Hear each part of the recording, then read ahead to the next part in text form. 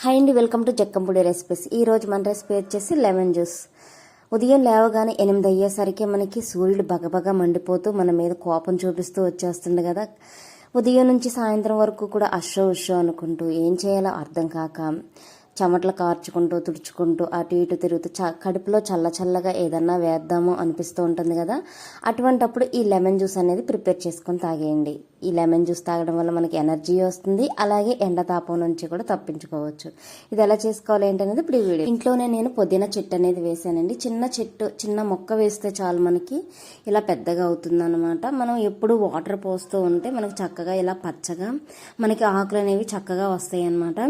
నేను ఆల్రెడీ 2-3 సార్లు ఈ ఆకులు అనేవి తీసి జ్యూస్ అనేది చేశానండి. ఇప్పుడు మీకు వీడియోలో చూపిద్దామని నేను ఇట్లా చేస్తున్నాను అనమాట. పుదీనా ఆకుల్ని ఇలా తీసుకున్నాను నేను కొన్నిటిని.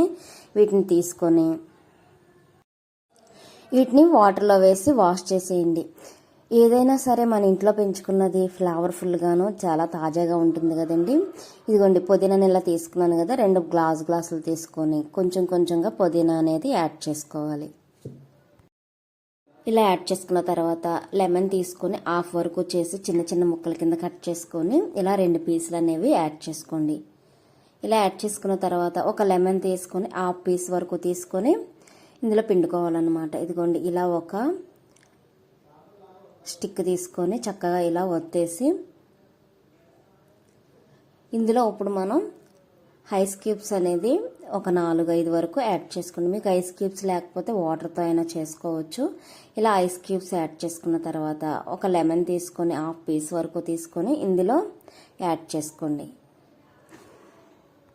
ఈ సమ్మర్లో పిల్లలకి ఇలా చేసి ఇచ్చారంటే చాలా హెల్దీ అండి.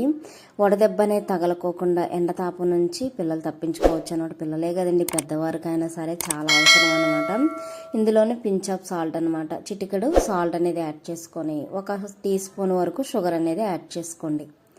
ఇలా యాడ్ చేసుకున్న తర్వాత మీకు ఐస్ వాటర్ ఉంటుంది కదండి, ఐస్ వాటర్ని ఈ గ్లాస్ నిండా నింపేయండి. మీకు ఐస్ వాటర్ ఇష్టం లేకపోతే స్కిప్ చేసేసి మామూలు వాటర్తో అయినా చేసుకోవచ్చు.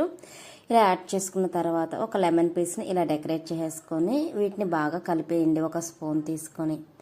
అంతే, మనకి లెమన్ జ్యూస్ అనేది రెడీ అయిపోయింది.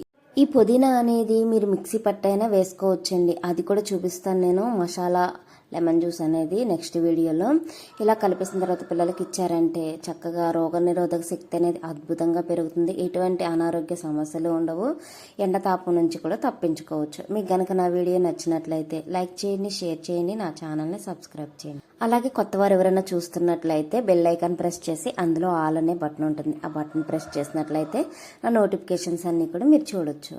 మీకు ఇంకా ఏమన్నా డ్రింక్స్ కానీ అలాగే రెసిపీస్ కానీ కావాలంటే కింద కామెంట్ బాక్స్లో కామెంట్ చేయండి.